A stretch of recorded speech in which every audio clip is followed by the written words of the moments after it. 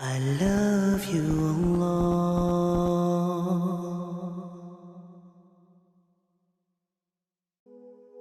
When a famous person dies suddenly, many people's reactions are, I'm in shock. It can't be true.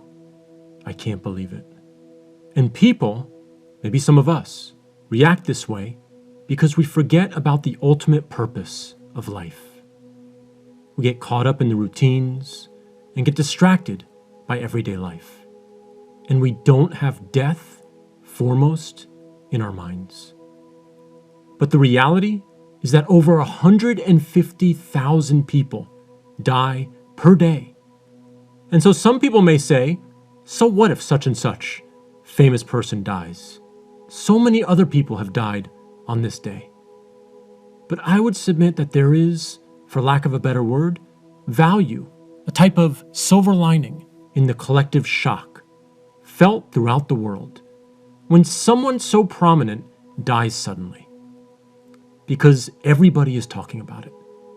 And death during this time becomes less of a taboo topic of discussion.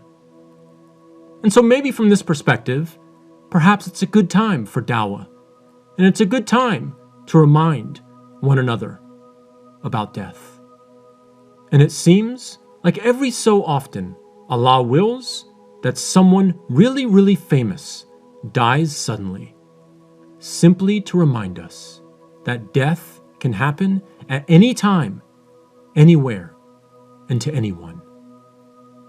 A few examples that I can relate to as an American are JFK, Princess Diana, Michael Jackson, and Kobe Bryant. And there's many others. And just because I'm using these people as examples does not necessarily mean I'm holding them in a high esteem. My point is that these were very famous, recognizable people in their culture and in the world who died suddenly and served as a collective shock to millions upon millions of people around the world. But the message that I want to leave with you today, whether it be the death of a big celebrity or the death of a loved one, or some tragic event in your life or in society, don't let tragic instances be the only case when you think about death.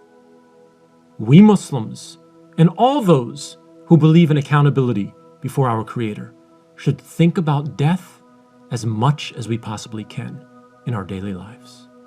And this is not to depress us, but rather it's meant to do two primary things: to motivate us to cherish each and every moment we have, and to motivate us to prepare ourselves for that inevitable event, the event of death. And the best way that we can prepare ourselves for death is to be the best Muslims, the best human beings that we can possibly be. And the famous quote that we always hear from the Quran regarding death is Surah 4, Ayah 78. Wherever you are, death will find you out, even if you are in towers built up strong and high. But the ayah immediately before it is just as important, in my opinion.